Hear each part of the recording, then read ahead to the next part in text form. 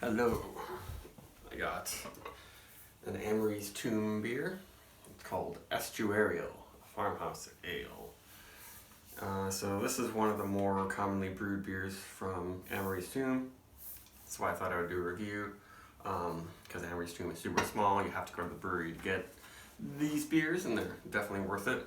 But this one is actually brewed at Riverwalk. Some of their more commonly made clean saisons are brewed there in bigger batches. So this was actually brewed like over 3 months ago. So you might be able to get this one more commonly there. It is 5.8% alcohol. It uses a pretty interesting combo of hops. It's some local 6-row Pilsner malt. Most barley malt around here in America is 2-row, and also in Europe. But 6-row is a little bit harder to brew with. That might be why they add wheat, Munich, and flaked oats too.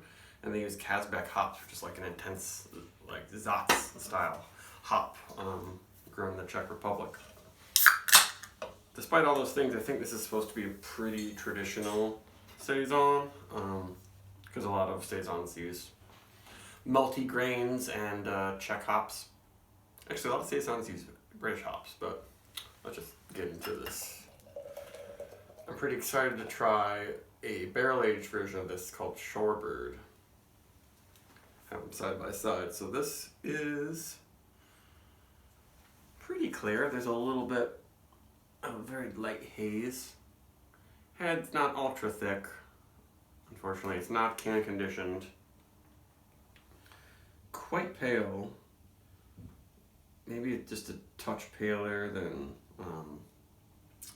what do you call that? Saison DuPont. Yeah, so probably not much Munich malt going on in here. It smells quite a bit like Saison DuPont though. And then a true multigrain aroma there. Smells like an unsweetened muesli cereal or multigrain crackers. Just a little bit peppery. Some nice earthiness and kind of lemon quality. And some pear skin. It's not like juicy pear.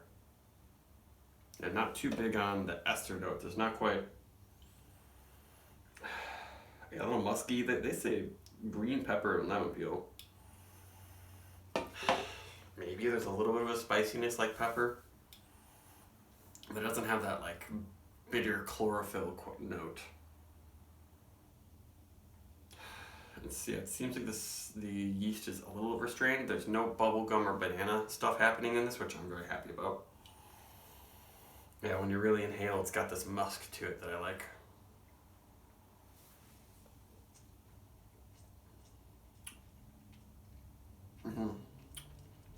Very, very grainy. Lots of just barely toasted grain notes. It's quite dry.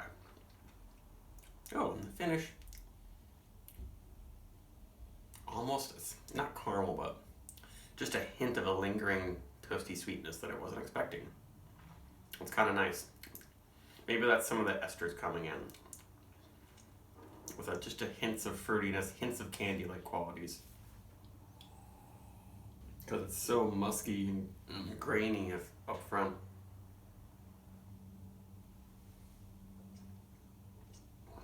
Pretty good mouthfeel. It's not really silky and fluffy or anything. But yeah, that's quite bitter too. The hops are lending definitely more than your average like Czech Pilsner type bitterness. It's like that, but just amped up, for sure. Yeah, it's interesting that they have a barrel-aged version of this because I can't see this getting much drier, honestly. And especially it's like at 3 months old, the hops still are giving you a good pop of bitterness in there.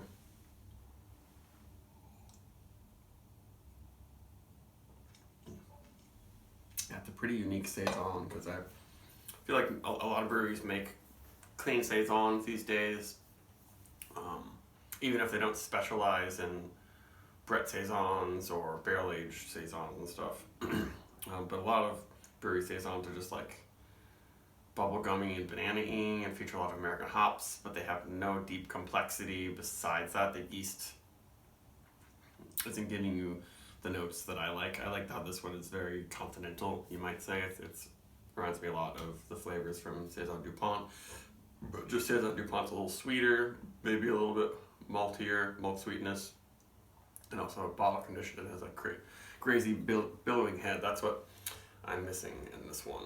If it had that, it'd be really great. Maybe they'll do a can condition batch of this. I don't know. Just a few little tiny particulates in there.